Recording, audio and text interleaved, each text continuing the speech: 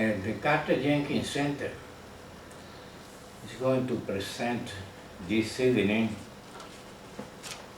a program on attention deficit disorder, which we have called Adhd Update 2012.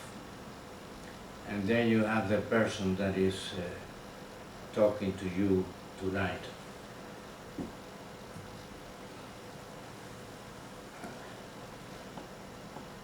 We're going to start discussing the issue of the incidence of ADHD as is stated, in fact, at the beginning of this year, the 1st of January of 2012, by the Center for Disease Control in the United States.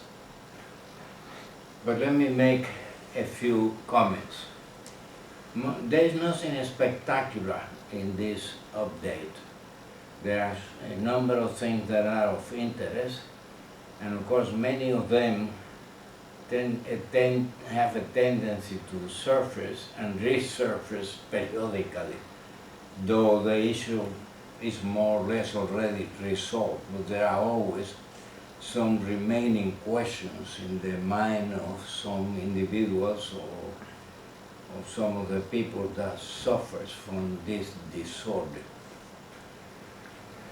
The reports on incidents have oscillated around 4 to 5% in the United States of America.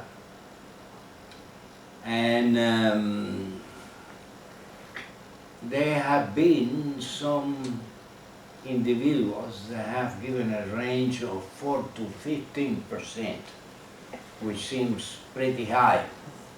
Nevertheless, the most recent, in fact, at the beginning of 2012, the first of the year, report of the Center for Disease Control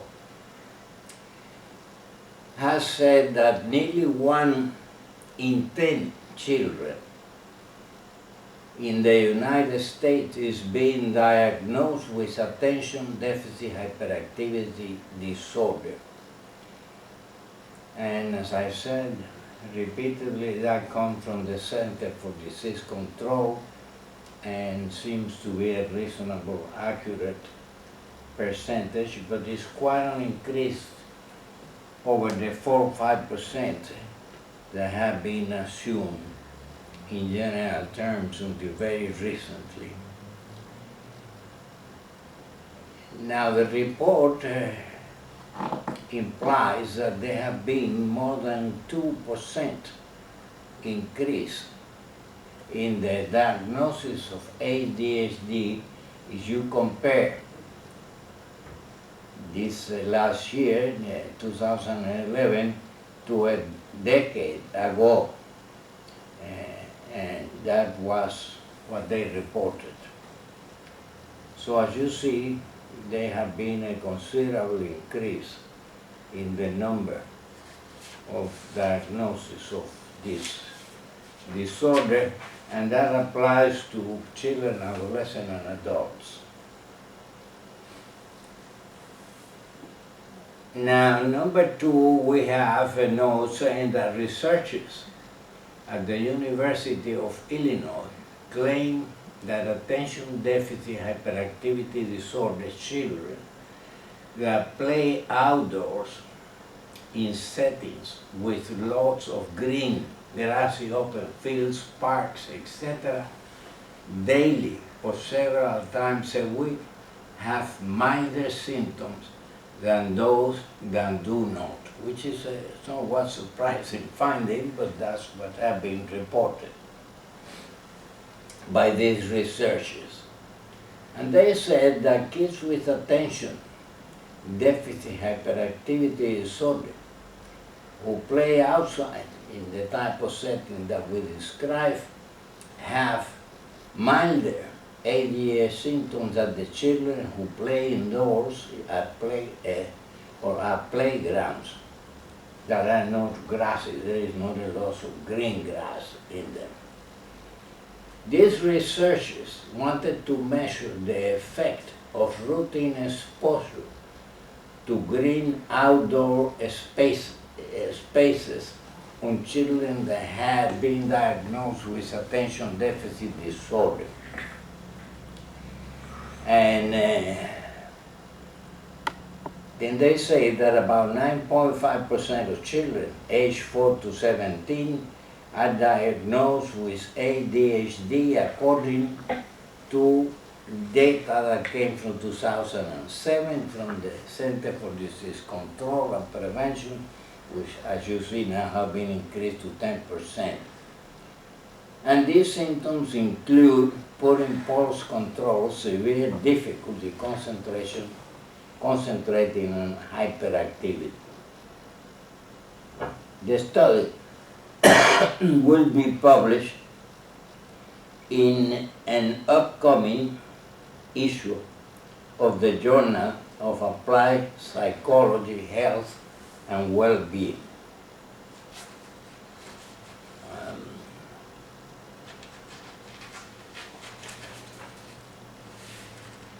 The next issue that have been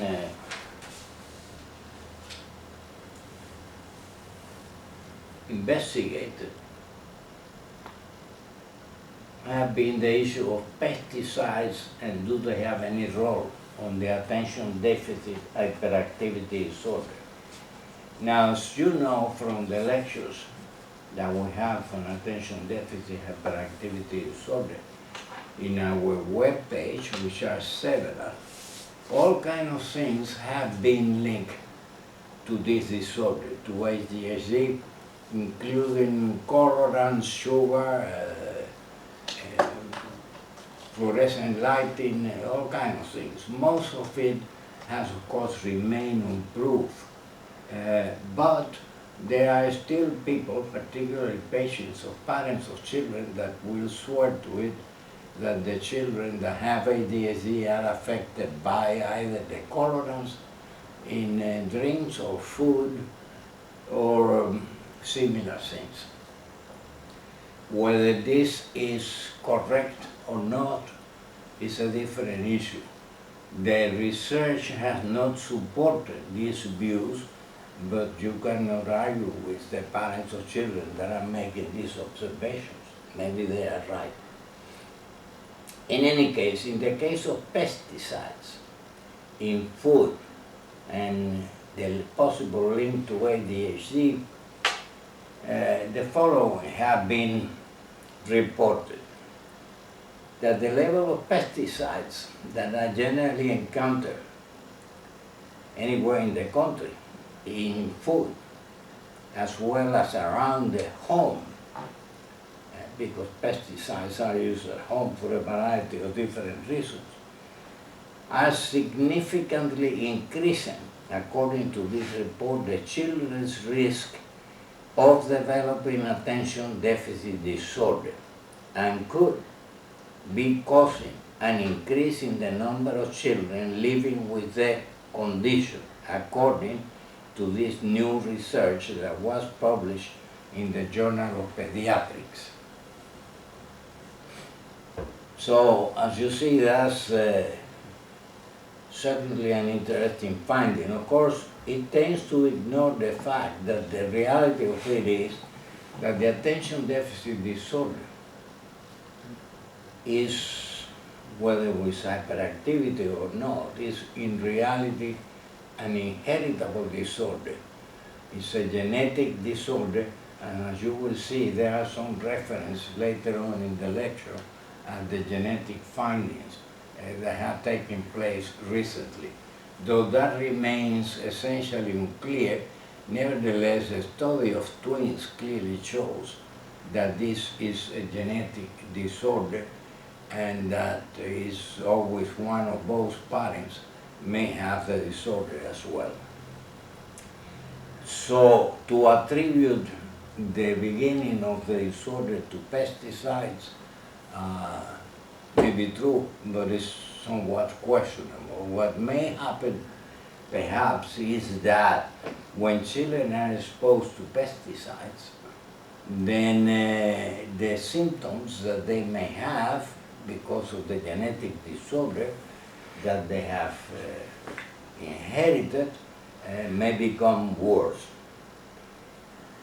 But they continue, the researchers continue saying that children with substantially higher levels of a breakdown product of neurotoxic organophosphate pesticides were twice as likely to be diagnosed with this disorder as children that didn't have those high levels.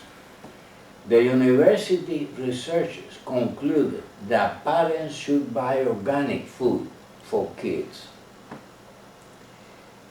Numerous other researchers have stressed the importance of women eating organic at least 6 months before conception and throughout the pregnancy as well.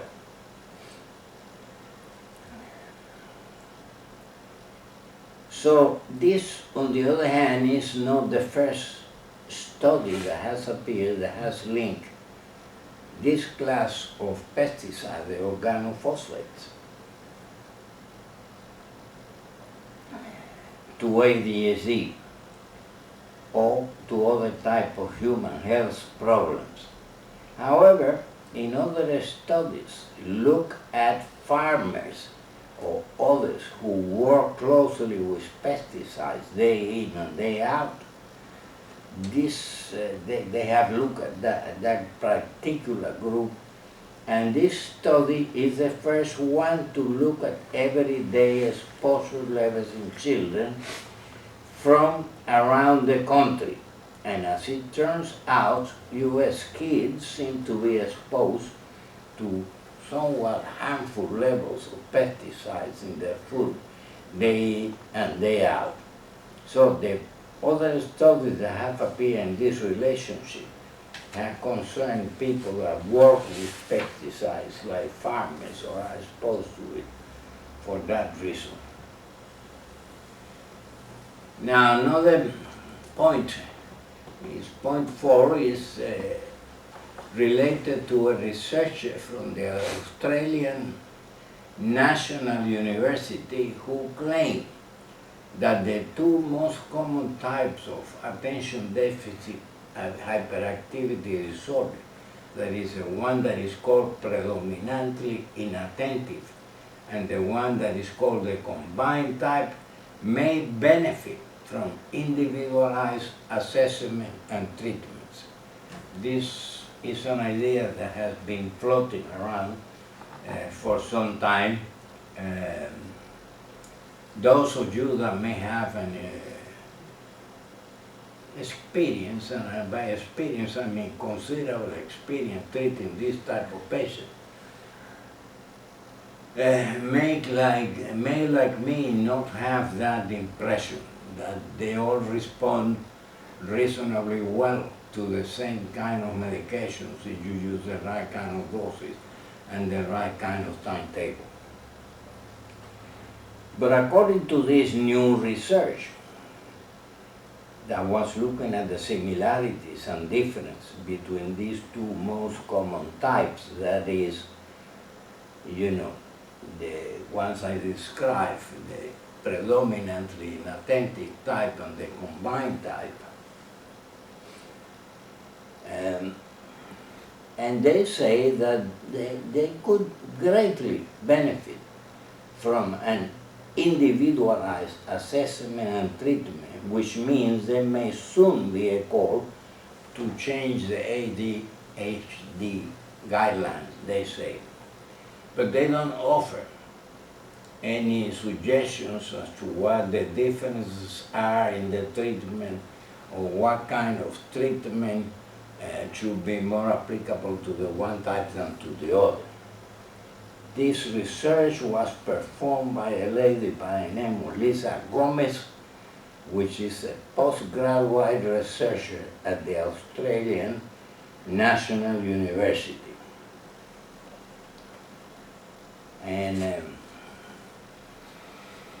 On the other hand, she made a comment in the research that makes it clear that the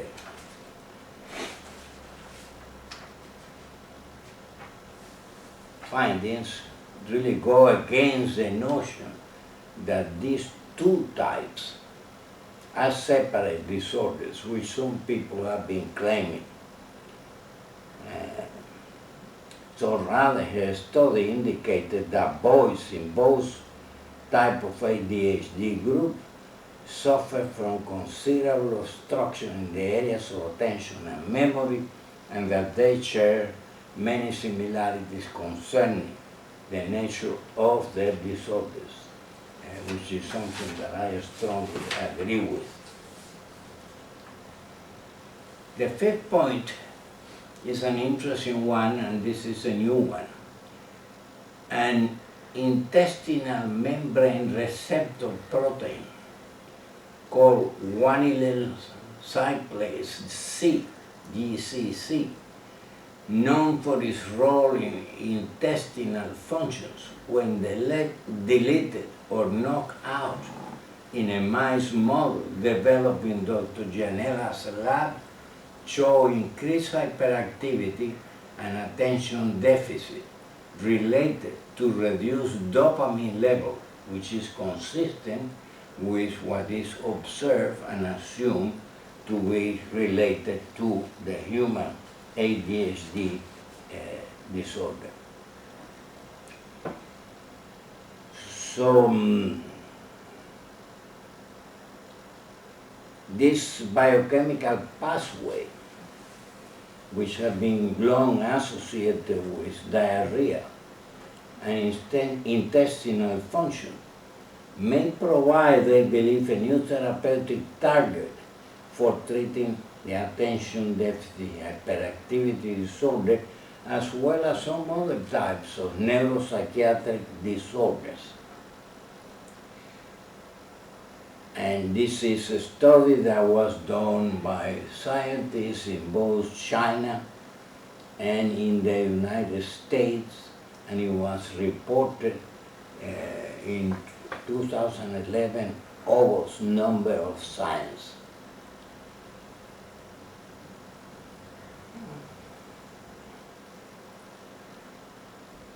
So they concluded, or part of what they say is that there is this relationship, that one of the most prevalent human behavioral disorders, that is ADHD, has been linked to imbalance in the dopamine system, which is certainly true, and the researchers noted in the study that is finding mice exhibiting reduced dopamine levels and related behavioral problems are consistent with the biochemical characteristics of human ADHD.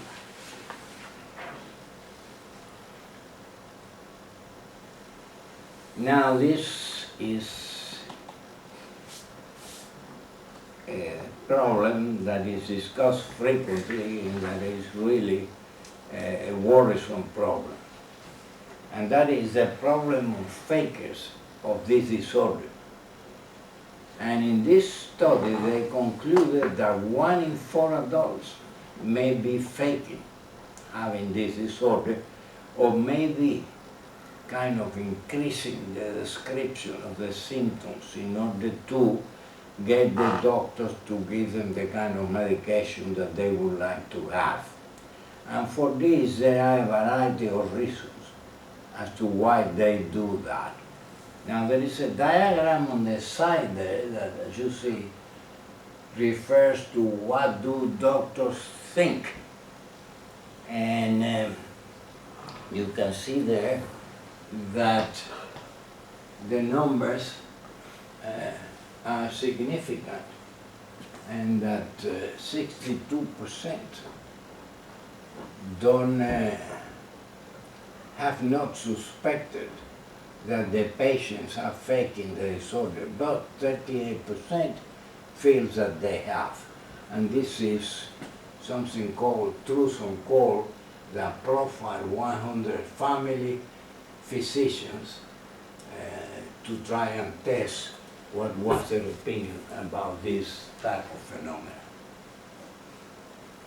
So as you see, 1/3 of the physicians treating this type of patient have a feeling that yes, they have seen patients that have faked this.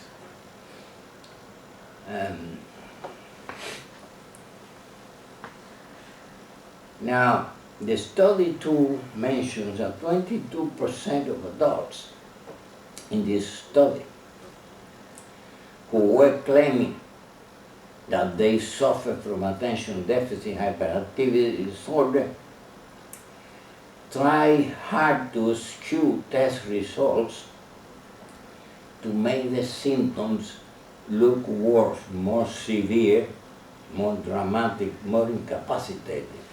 According to this new report, based on the medical record of 268 patients that was published in the journal called the Clinical Neuropsychologist. As to the reasons why they exaggerated the symptoms,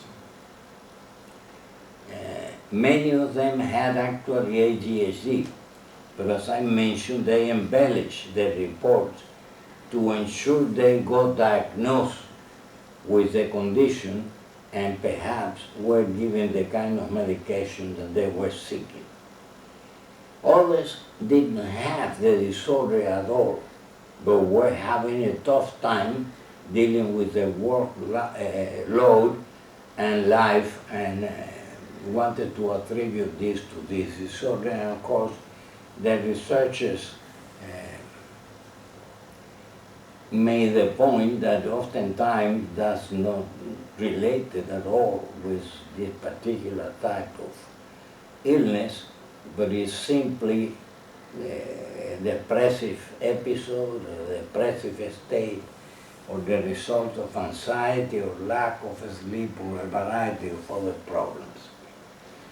Other patients may have been faking symptoms to get access to stimulant medication, and that's a big problem because these medications enhance the ability to pay attention, to concentrate, of people that don't have ADHD, just as they do for people that have ADHD.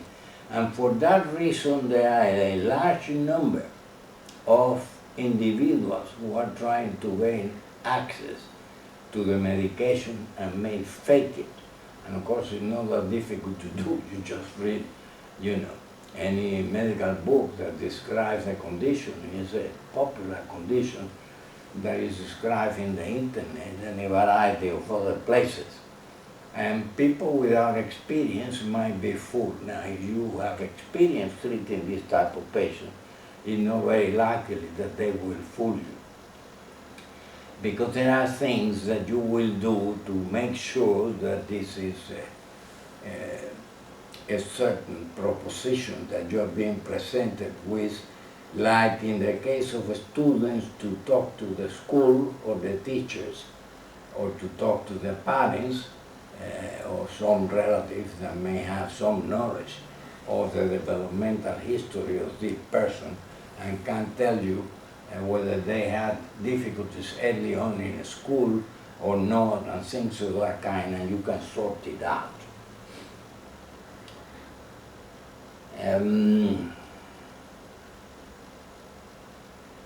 Unfortunately, there is a group too, perhaps smaller group, though I really don't know the size of it, that just want to get the medications because this is an amphetamine. And for people that doesn't have ADHD and they take it, they get a high. And so they are looking for a high. And it's, in a way, an inexpensive high. They can get the drug from a prescription from a physician. Typically, people that have ADHD don't get a high from this medication. And that, quite frankly, in my opinion, is a significant factor in the diagnosis, differential diagnosis of this condition.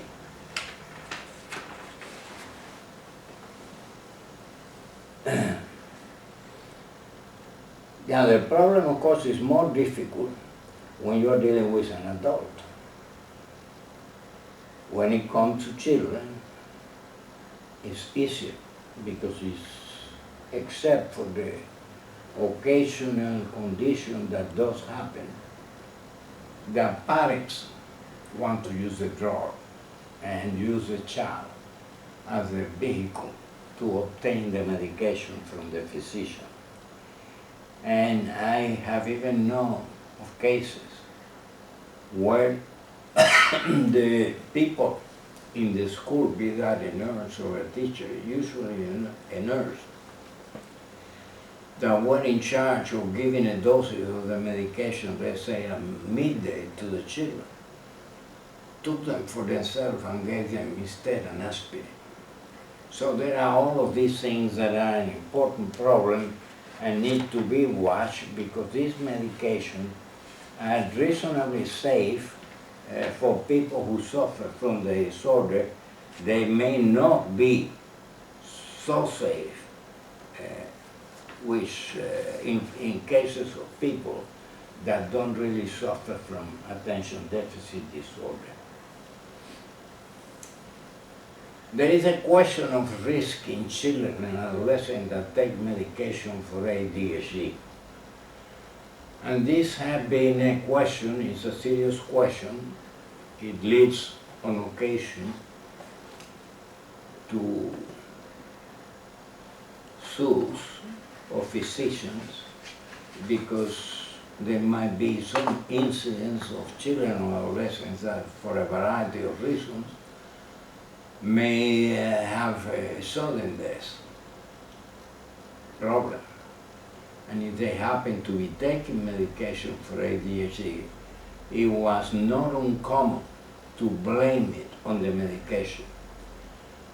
More and more studies in the last few years seem to have clearly demonstrated that these medications are not dangerous for children or adolescents that suffer from ADHD, and that they are not in more danger of suffering from sudden death than a normal group in the population.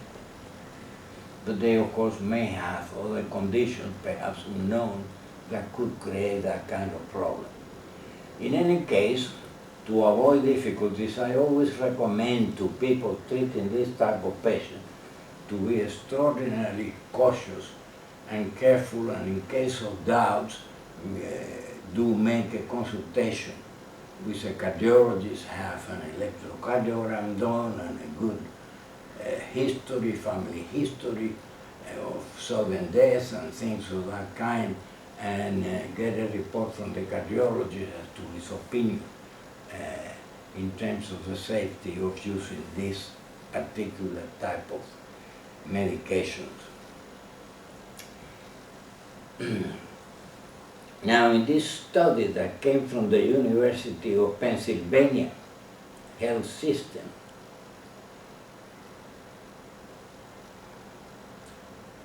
they claim that there was no increase in severe cardiovascular events for children or adolescents taking ADHD medications. And they say that despite the recent concern that medication for attention deficit hyperactivity disorder could increase the risk of cardiovascular events in children and adolescents, an observational study that was conducted by researchers at the Perelman School of Medicine at the University of Pennsylvania and Health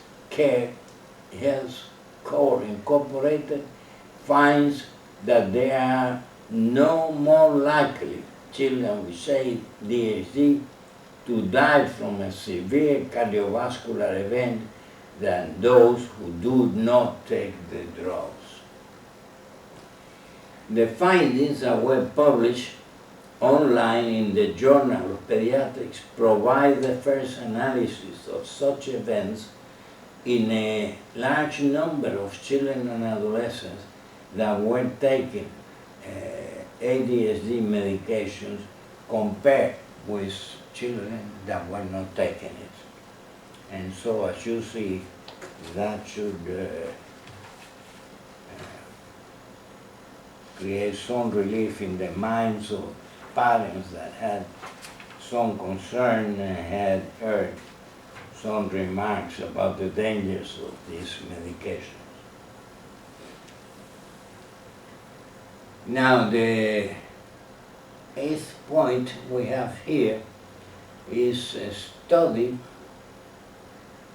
that was published very recently in the Journal of Clinical Psychology, reviewed by Gregory Fabiano, PhD, and who, after reviewing the field, suggests that improved parent-child communication is highly effective in improving the functioning of ADHD children, and they go as far, or he goes as far as to say that parental skills can be just as effective as prescription pills, which, in my opinion, quite frankly, is not what happens. But there you have it. Some people are strongly inclined to forbid or avoid the use of these medications because they have a bad name, in the sense that, as I mentioned to you a moment ago, people that doesn't have ADHD that takes this medication can get addicted to it because they get a high. And whatever gives people a high is an addictive drug. That doesn't happen in the case of patients with ADHD. But it's one of the many reasons why people, particularly certain groups of people, may be opposed to the idea of medicating children with drugs like Ritalin or amphetamines, which, of course, as I said, could be highly addictive in cases that of individuals that take it that don't have this disorder. There are, of course, any number of other reasons why some people prefers not to use medications. Clearly, some professionals who have no access to the prescription of medications will prefer the idea that there are other methods that are more effective or as effective at taking medication. The fact remains, though, that the National Institute of Mental Health has repeatedly affirmed the fact that the first line of treatment for this type of disorder is medications, when given at the right doses, right timetables, and so on, as we mentioned earlier. It doesn't necessarily mean that there are no other things that can be done at the same time, like some behavior modification programs or developing parental skills to deal with the problem that these children create, that, as you know, can be quite severe and on occasion lead to the rupture of the marriage of the parents. So it is something that has to be considered very, very carefully. Now, in this study that I am referring to, and appear under the heading "Defeat Your Child's ADHD Without Pills," and the claim was that a new study offered parents an alternative to medication or to medicating their children. And this was a summary of the findings published by a lady by the name of Leah Cerf. And here is what she summarized. She said, what can you do? Well, learn the parental skills that will help kids who have ADHD to thrive. But she doesn't mention what these are, the article doesn't mention them. But they describe how a child that has this problem in a single day may receive as much negative feedback from the environment, the parents, teachers, the school, and so on, as a child without the disorder received in an entire year. That's one morning vis-a-vis a year. And this is certainly true. The first 10 minutes of a morning, she says, might sound like this, quote, hurry up, get dressed, you are going to miss the bus, stop playing with your food, pay attention, go find your homework, and so it goes. And that's a typical morning for an unmedicated child with attention deficit disorder. The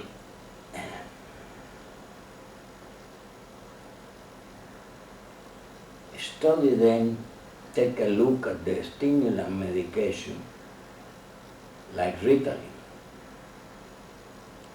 that are very often used to treat ADHD, and describe that a new analysis of 174 studies suggests that parental skills can be just as effective as prescription pills. In other words, they surveyed the literature and found quite a large number of studies that make such a claim.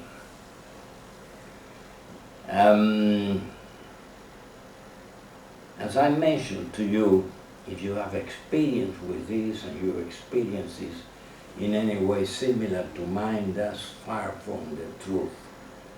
To start with, these children are really very difficult sometimes and provoke a very negative reaction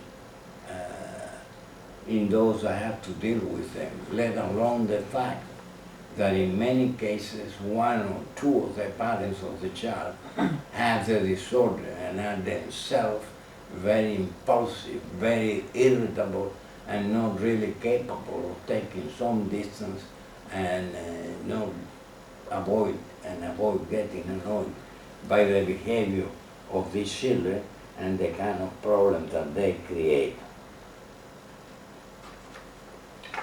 So that's an interesting point of view, but as I said, it's something that I certainly will take with a big pinch of salt.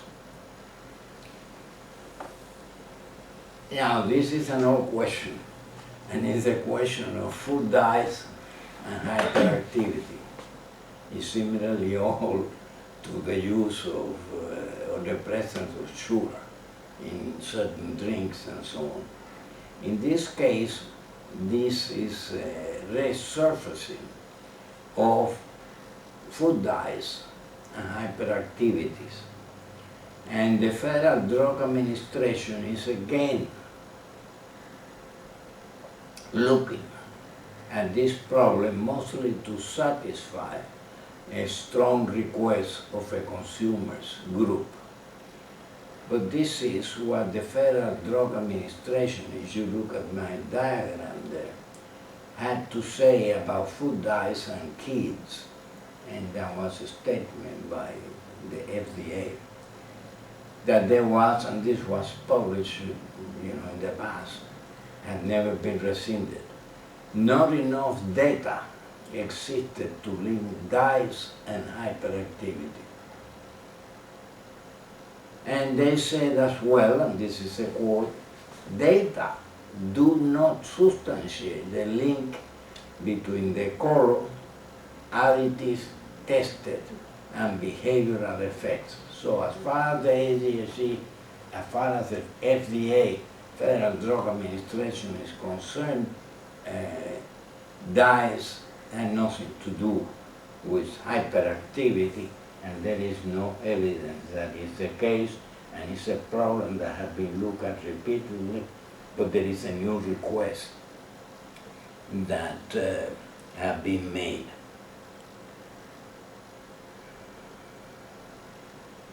Now, the critics of the attitude of the Federal Drug Administration are saying that the color dyes that are used to brighten cereals, snacks, and drinks help make some children hyperactive, which, as I told you, many parents claim that that's the case, and should be banned, or at least carry a warning, the critics told U.S. government advisors a little while back. Now, this is a group of pediatric researchers that have claimed, and this goes back to the question of the genetics, to have found some genetic variants for as many as 10% of ADHD patients. In previous update, like the one of last year that we did here at the center and is published, we did mention several genetic studies that were pointing in the direction of the role that genes play in this inheritable disorder. Now, in this case, they are referring to a smaller group of about 10% of ADHD patients that they consider a particular group. And they did genome analysis of 1,000 children that suffer from the disorder and of 4,500 children that did not have the disorder. At the end, they claim, quote, "Our findings get to the cause of the ADHD symptoms in a subset, a small subset, of children with the disease." In other words, they are not claiming that this is applicable to everyone that has this disorder. Now, there's some other interesting thing in this regard that I want to mention to you.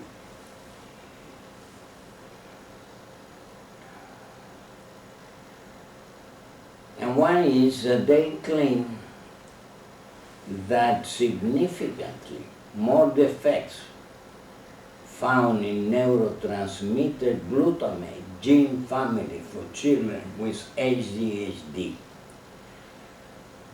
Among those cohorts, the research team identified 4 genes with a significantly higher number of CMBs, that's variants of the gene, in children with attention deficit hyperactivity disorder.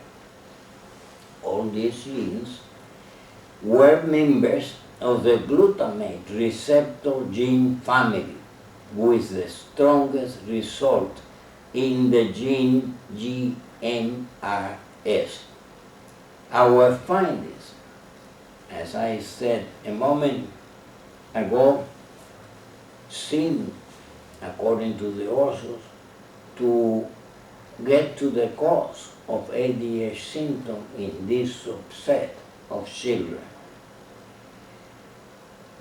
They recognize that ADHD is a highly heterogeneous disorder, and separating out different subgroups of genes, of genetic mutations that these children have, is certainly very important, according to the first author of the publication, called Josephine Ella, MD, which is a child psychiatrist at Children's Hospital and an Adhd expert. And this is the new Children's Hospital of Philadelphia. that we are talking about. So this research, they claim, will allow new therapies to be developed that are tailored to treating underlying causes of ADHD. This is another step toward individualizing treatment to a child's genetic profile. And that certainly is something that the future may well bring, not only for the attention deficit hyperactivity disorder, but for a large number of other illnesses and many of the psychiatric disorders as known at the present time.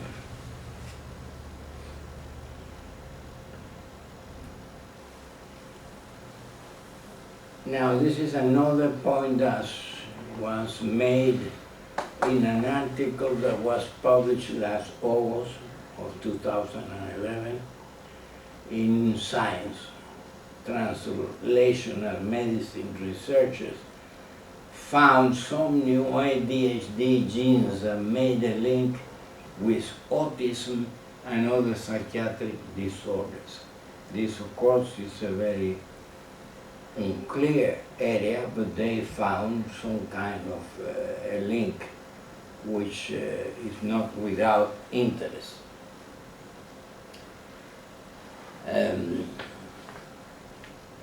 As I said, this study was published in Science Translational Medicine last August.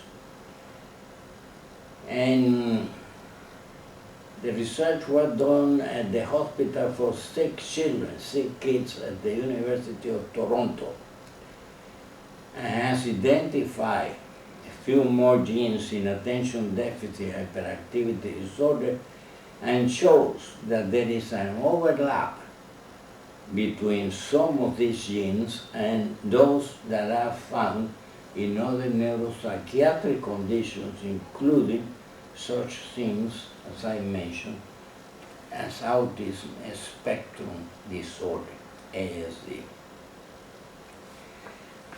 The scientists use microarrays, which is gene chip technology, to study the DNA of 248 unrelated patients. In other words, they were not part of the same family with ADHD. They specifically search for copy number variants, CNVs, which are insertions or deletions affecting some of the genes.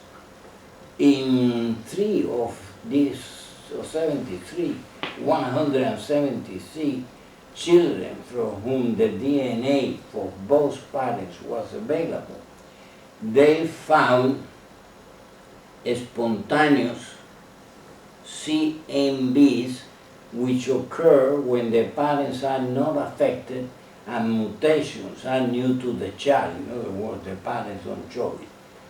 Rare CNVs that were inherited from affected parents were found too in 19 of 248 patients.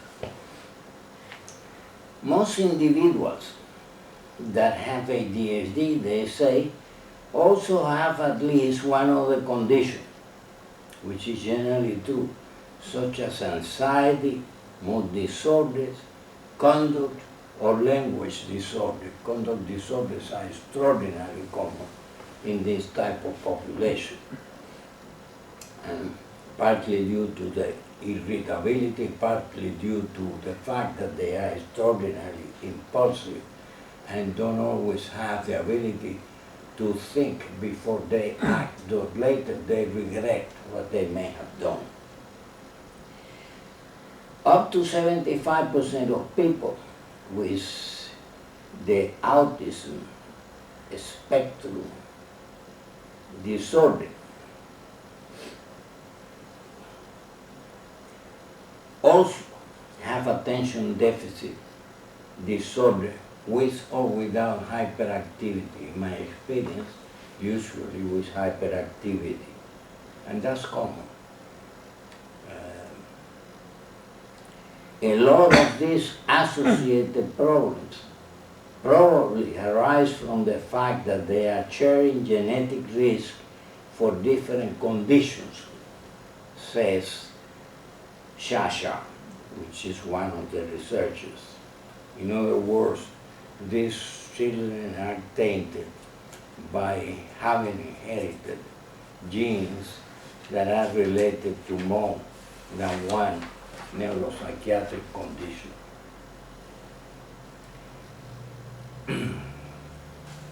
The next one refers to poor emotional controls, and ADHD is a combination that apparently runs in many families, or at least in some families. And this came from the Massachusetts General Hospital. And they say that the difficulty with self-regulation that characterizes this disorder, ADHD, can extend to emotional control for some. A subgroup of adults with attention deficit hyperactivity disorder also exhibits excessive emotional reactions to everyday occurrences. And this combination of ADHD and emotional reactivity appears to run in families. I quite frankly don't find this surprising because, as I mentioned to you, one of the characteristics of ADHD is a high degree of irritability and a high degree of impulsivity. And people who are highly irritable react with strong emotional conditions to a variety of different circumstances that they get irritated by it. In other words, the response goes far beyond what you expect in a normal human being. So, given that children that have ADHD have one of their parents at the very least, or more, or other members of the family that suffer from the disorder, this is, to me, in no way a surprising finding at all. But there it is. Then there is this study that is interesting and seems to point in the direction that people that adults that have ADHD have an increased risk of dementia with Lewy bodies, according to an article that was published in the European Journal of Neurology. And that is interesting. And in the summary that was produced by Diana Mahoney, says the following. Adults with symptoms of attention deficit hyperactivity disorder may be at increased risk for developing dementia with Lewy bodies as they age, according to a case-control study. Patients who develop dementia with Lewy bodies, DLB, in older age had a history of ADHD symptoms in adulthood at more than 3 times the rate of healthy older adults or patients with Alzheimer's disease, reported Dr. Angel Goldstock and colleagues at the Hospital Italiano in Buenos Aires. The study is the first to establish a clear link between adult ADHD symptoms and DLB, that is dementia with Lewy bodies. The major findings are that ADHD symptoms in adulthood preceded dementia in 48% of DLB patients, compared with 15% of Alzheimer's disease patients and 15% of healthy controls. And this was based, the data source was a case control study of 509 patients. So that is a new interesting finding. It appeared sometime last year. Now this is a different problem, but an interesting one. There is, in this country, and I assume in other countries, an enormous shortage of ADHD medications.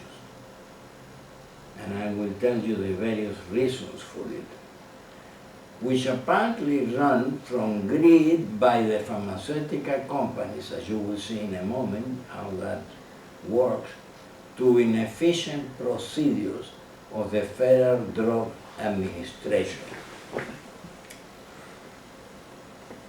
Now, the report, which appeared in fact in the New York Times,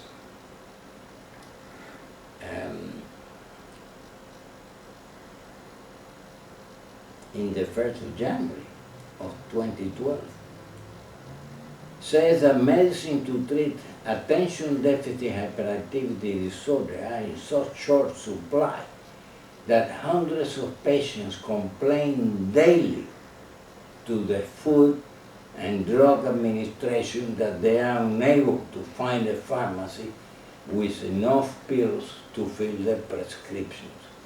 That, of course, is an enormous tragedy because people with this disorder are very dysfunctional if they don't get the medications and can get themselves into a heap of trouble as well.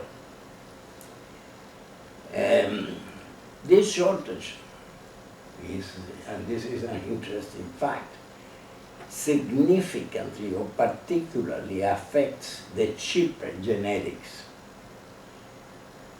and have become so endemic that some patients claim they worry almost constantly about their availability and the reasons why I just mentioned.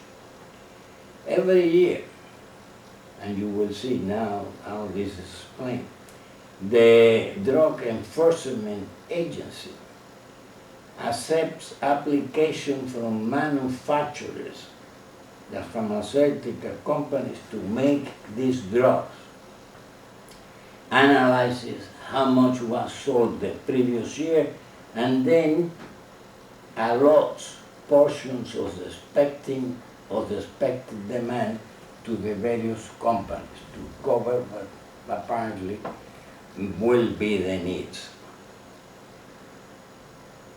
Now the problem is that how each manufacturer that gets this quota allotted to them among its own ADHD medications is interesting and disturbing. They prepare some as high-price brands of the medication and others as the cheaper genetics, and that is left to the company. That's not regulated by the DEA or the FDA. Officials at the Food and Drug Administration say the shortages are a result of overly strict quotas by the Drug Enforcement Administration, which for its part questions whether there are really shortages or whether manufacturers are simply choosing to make more of the expensive pills than the generics, creating a supply and demand imbalance. And that seems to be partly what is happening. The pharmaceutical companies go in the habit of using the allotted quotas for the production of the most expensive forms of the drugs.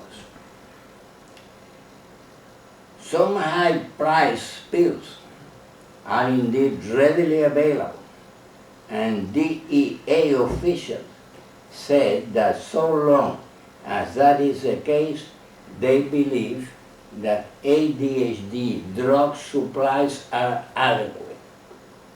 Agent Box attributed any supply disruptions to decisions made by the manufacturers.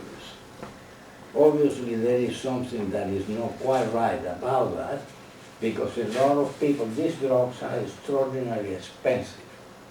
If you get the proprietary one, the high-priced one, you may be talking about several $700 for a month of medication.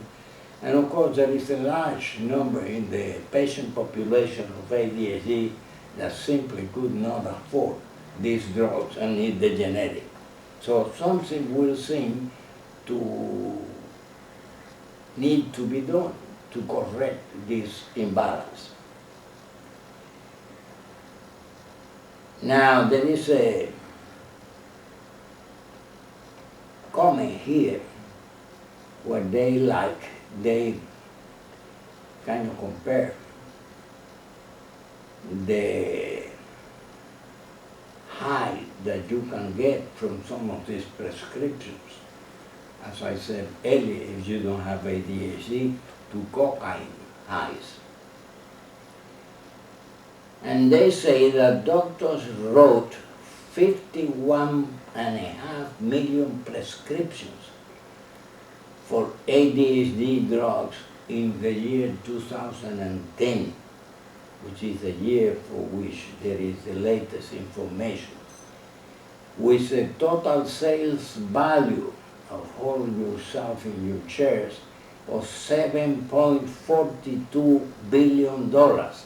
And that's an increase of 83% from the 4.05 billion sold 4 years earlier in 2006.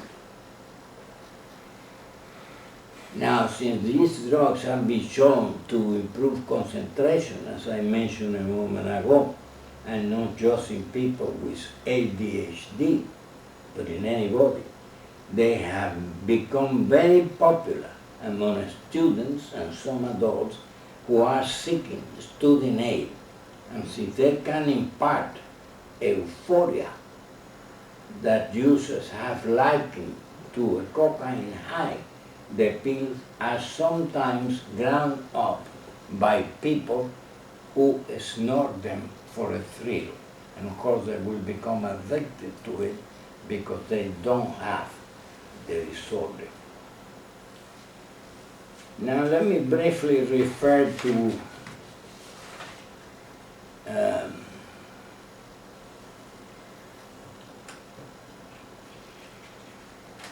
something that I already mentioned, and that's the pesticide that we're linking, a study that I reviewed. And here they say exposure to pesticides used on common kid-friendly foods, including frozen blueberries, fresh store berries, and celery, appears to boost the chance that children will be diagnosed with attention deficit hyperactivity disorder, or ADHD. ADHD and criminal convictions. This is a well-known phenomenon that people that suffer from this disorder for a variety of different reasons will end themselves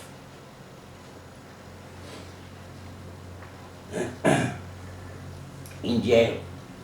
In other words, in the prison population, there is a high number of people that suffers from this condition, and unfortunately, of course, they don't give this medication in jail to this type of prisoner, whether he has this disorder or not. So, let me go now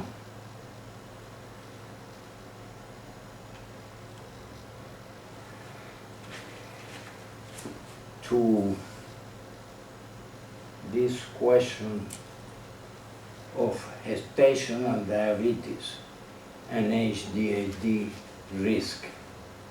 And this is something that have been found more than once, that mothers that develop gestational diabetes have an increased risk for the children developing this condition.